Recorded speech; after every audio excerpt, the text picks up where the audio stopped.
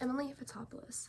According to a 2021 Center for Disease Control article, 180,000 children as young as 15 were pregnant in the year 2018. I was first introduced to abstinence-only education in high school and since have undertaken 4 years of study and over 3 research projects over this material so that I feel that I am prepared to speak with you all about this today. Abstinence-only education can best be defined by the American Journal of Medicine, which published a peer-reviewed book in 2018 which discusses the definition of abstinence-only education to these 8 topics. To summarize these 8 topics, abstinence-only education seeks to prevent youth sexual activity in order to prevent psychological trauma, STDs, and pregnancies. Even before beginning today, we are made aware of 3 reasons why we should continue abstinence-only education, which according to the World Population Review in 2021, is found in 19 states. Even though they're primarily southern states, it is important to consider which states have them. The information we are learning today is relevant to all of us because we are at the age where we will be making these hard decisions and we need to have the right facts and right information before we make them. Today we'll be discussing 2 reasons why abstinence-only education should be continued, and those 2 are that it can prevent STDs and pregnancies in youth, and it also has been proven to foster bonds between family. Now that we have a good basis of what abstinence-only education is, we should begin by discussing how it has been 100% proven to lower STD rates and pregnancies in the states. We have already learned that over 19 states in America have abstinence-only education laws. This chart right here is taken from the Center for Disease Control website in 2019, which publishes an annual rate of the teen pregnancies per state. As we can see, purple is known to have the highest level, and as we can see by here from the World Population Review chart we reviewed earlier, primarily abstinence-only states have teen pregnancies. But let's compare what it looks like 14 years later in 2019. As we can see, there's been a significant drop in the level of pregnancies in just 14 years, where we went from 2005 with high numbers to 2019 with quite significant low numbers. Robert Fellow can help us understand why this connection is done in his 2002 article, where he states the direct trend of abstinence-only education in teen pregnancies and stating, abstinence-only education has been proven to reduce early youth sexual activity. What Robert Fellow is stating here is the unavoidable truth that the only way to truly prevent teen pregnancies is abstinence, and stressing that fact. Now that we have a good basis for what abstinence-only education is, we can now discuss our second topic of the day, which is how it's been proven to help foster bonds between families. The second reason for continuing the study of abstinence-only education with students is that it's been proven to help the bond between families.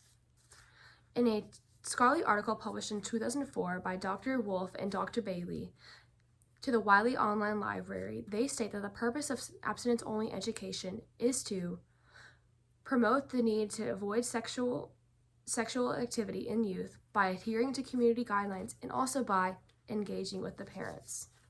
Now more than ever, parents are left out of critical decisions with their own children, and they are at mercy of the school boards and whatever the school board decides is fit for their children.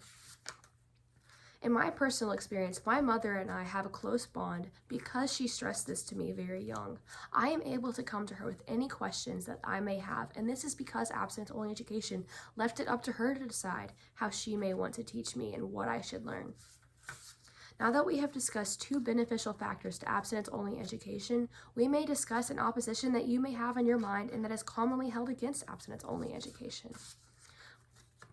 Planned Parenthood, a renowned educational platform, published a 2021 up-to-date article called Birth Control.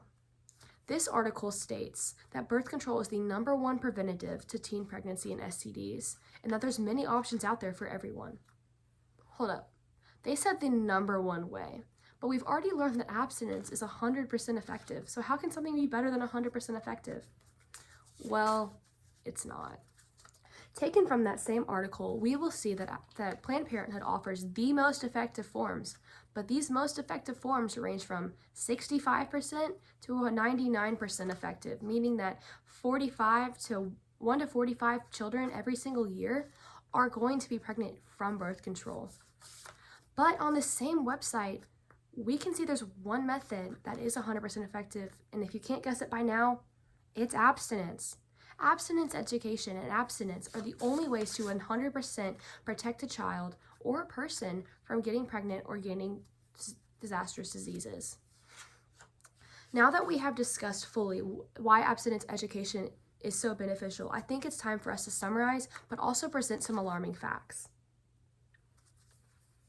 According to an article published in 1995 by the National Library of Medicine, 90% of people who have unprotected sexual intercourse will be pregnant within a year. But what does life look like after that?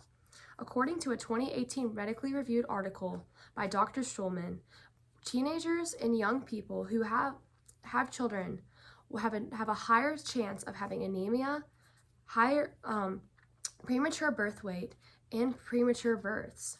But it does not only take a physical toll, it takes an economic one as well. Lastly, according to a 2021 report by the Department of Agriculture, the annual cost after a potentially disastrously financial investment, the annual cost for having a child is $12,000. Now I ask you sitting in your desks today, how can you conjure up $12,000 as a full-time student? I'm not telling you these facts to scare you. I'm telling you these facts to resonate with you, that there are not only 3 reasons why we need to keep abstinence-only education, but there are so many more out there. We are not fit for these economic issues, and we're not fit for the psychological ones as well, which is why abstinence-only education is so beneficial and is so needed for us today. Thank you.